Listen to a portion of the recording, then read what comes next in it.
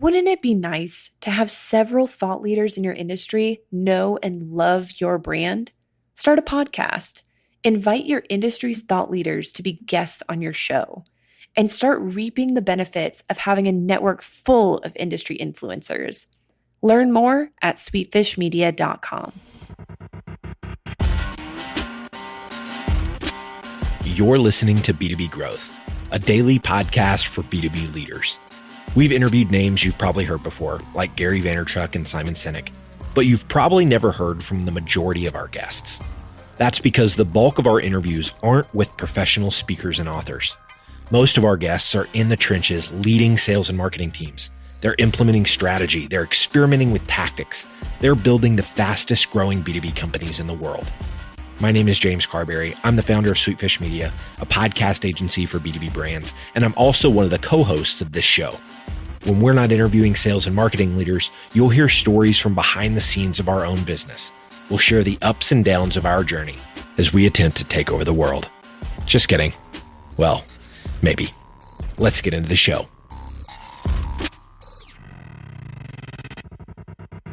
Welcome back to the B2B Growth Show. I am your co-host today, Logan Lyles. I am joined with Kevin Roy. He is the co-founder of Green Banana SEO. Kevin, how you doing today, man?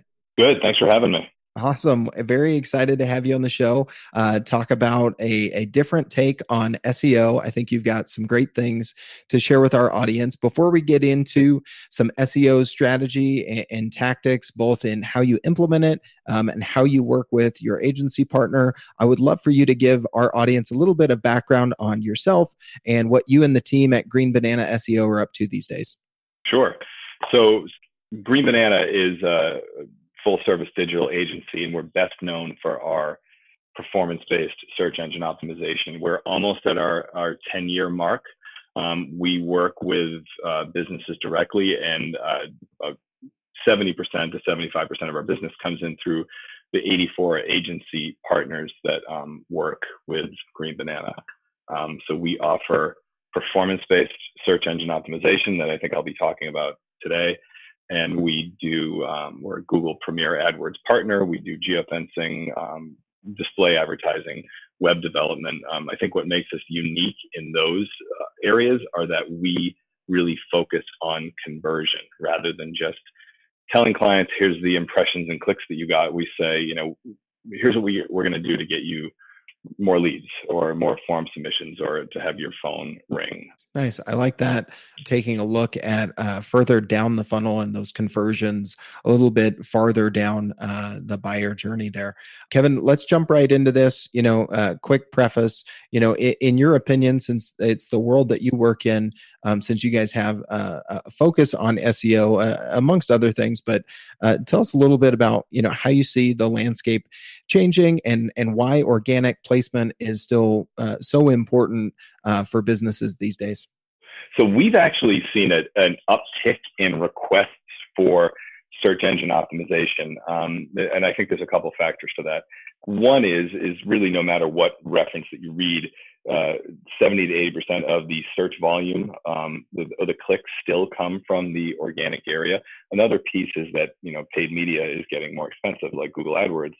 The cost per click goes up every time more people get into the auction. So that's another factor. I do think that there's, and I can tell you this from an agency that serves a lot of digital media, that there are other avenues that are coming in that are disrupting search a little bit, like all the apps that you're seeing and geofencing and Facebook and Instagram and Snap and areas like that. But that's another reason that we offer all of those mediums here. Mm-hmm. But you're still seeing, 70 to 80% of most people's traffic's coming from the search side? From organic search yes, for the most part. If you take it generally, yes, there are obviously outliers to that. Mm-hmm. Yeah, definitely. Awesome. Well, let's move on from there and talk a little bit about, pay for performance SEO. Let's maybe start with just defining what that is. We'll get into some of the differences between that and typical SEO work that folks are used to, but would love for you to kind of unpack the definition there for us of pay for Sure. performance SEO. So pay for performance SEO is honestly, it's meant to be exactly what it sounds like. Our job is to get people ranked on page one for the keyword phrases that they select to get their website ranked. And if we get them ranked, they pay us upon the price that we've discussed upon beforehand. If we don't get them ranked, they don't pay us. If they lose their rankings, they don't pay us. So it's our job to get people ranked and to keep them ranked. And we've been doing it for almost 10 years now since we started. We started actually doing regular SEO about 9 years ago. I had a meeting in a conference room with a boardroom with a group of executives, and they were looking at a search engine optimization report that I had put together for them. I spent the better part of my evening putting that together, and not one of them even looked at it. So I looked at that and said, I invested about 6 hours of my time putting this report together. No one's reading it, and they're reading it because they don't understand, for the most part, because a perfectly optimized website next to a site that's not optimized well at all really doesn't look that much different, especially to the most of the customer base that agencies are running into. So I actually said in the middle of the meeting, without even checking with my team, I said, why don't you just pay us for rankings? How about if we get you on page one for these terms, pay us. If we don't get you on page one for these terms, don't pay us. But I'm not going to write any more of these reports. And they said, great. So really, that's how we evolved. Yeah. I love that story. It sounds like it just came out of a point of, okay, I just spent 6 hours on this report and nobody really cares as much as I do. So I'm not doing that again. And I was finding, so I've been in the web space for a long time before that. And I was finding for the first time ever, people weren't believing what we were doing. And we were doing the work and we had proof of the work, but they were still looking at it and glossing over. So when you have a performance-based SEO campaign, there's really no question. So if you want to rank for, best auto dealership in Boston, if your website's not ranking on page one for that, then we're not doing our job. If you are ranking on page one for that, there's no questions about it. Today's growth story revolves around search engine marketing. Delphix, a big data platform, had hired an agency to manage their Google ads a few years ago, but they weren't seeing the results they wanted to see. Being such a technical B2B solution, they set out to find a team that could take on their challenge. After countless proposals, they found the perfect fit: Directive Consulting, the B2B search marketing agency. In just 1 week after launching Directive's campaigns, Delphix saw their lead volume double and their cost per lead drop by 60%. I have a hunch that Directive can get these kind of results for you too. So head over to directiveconsulting.com and request a totally free custom proposal. That's directiveconsulting.com. All right, let's get back to this interview. Awesome. So that's kind of the shift that you guys made. Tell us a little bit about, the differences. We've already kind of alluded to some of them, but this approach to SEO campaigns, how it differs from the way that most people are accustomed to tackling SEO projects. I think, but to sort of preface it, it's really important that people understand that it doesn't guarantee page one rankings. We're just better at it than we're not. So we just guarantee that if we don't get you ranked, you don't pay us. If we get you ranked, you pay us. Our big secret is that we just follow the rules. So Google makes 600 to 800 algorithm updates a year, and we found that they follow the Pareto principle or the 80-20 rule.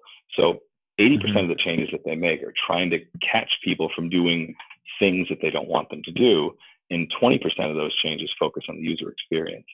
So we just ignore 80% of their updates because we're not doing anything that don't follow the Google Webmaster and reports. We focus on the user intent and the changes that they're making, like the mobile compatibility pieces and content pieces that they deem as factors, and that's what's getting people ranked. What we see is different from other agencies is I can't tell you how many reports I get. A large insurance company sent us a report. This is about a year ago, and said, "Hey, we want to switch to work with Green Banana because we got this report." And I looked at the report, and the report was awful. There were red marks and giant graphs and nasty, weird links and things that someone had run a report on this, really large, successful insurance company in Massachusetts. So I started to do some research, and they were page one, number one for every single term that was important. And also, if you look at Green Banana, if you look at Google, if you look at Target, there's weird links that are going there because that's the cost of doing business on the internet. Someone from Uzbekistan is going to link to your site because they found it online, Right. and Google understands that too, right? So when I reached back out to this potential client and I said, hey, we'd be more than happy to take you on as a client, but whomever you're using right now is doing a phenomenal job. So you're ranking for all the words that are going to get you any business that are the most important. This is just a bad report because it's presented beautifully to make it look bad. So, and I think a lot of those reports come across, our desk from prospective clients and current clients all the time. And a lot of those are just meant to show all the things that your site doesn't do. If you look really carefully, if you're a commercial HVAC company and you Google that in your area, if you're ranking on that, then that's important, right? So your page quality score for one of the pages on your index doesn't matter if you're ranking for words that are important. And Google understands that your site's not going to be bulletproof to rank. Right. It just has to have really good content, and it has to be relevant to the keywords that you're typing in. So I think a lot of other SEO agencies, they sell on scare tactics, but they also present people with the latest and greatest updates. Like, there are things that we do like schema and EXIF data and, image hosting and tactics like that. But when a lot of clients, when they're deciding on what SEO agency to choose, they're left to choose from a bunch of tactics that they don't understand. So, it sounds good. These guys sound like they're doing a lot of things, but I'm not sure if it's going to work. So with pay for performance SEO, we say we have to do everything that works.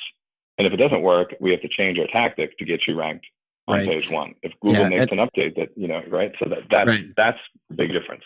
Right. And it sounds like, your recommendation to folks, whether they're using your firm or anyone else's, is to really look at the results, whether that's, in the report and hard to find, or just in looking at the results yourself. So I think that is the biggest takeaway there, is that there's a lot of minutia that you can get caught up in, and there's a lot of stuff that can come in front of you as you're evaluating SEO agencies and what to do there. At the bottom line, you want to look at the bottom line and look at the results that are being delivered. Right. I love that. If you're ranking,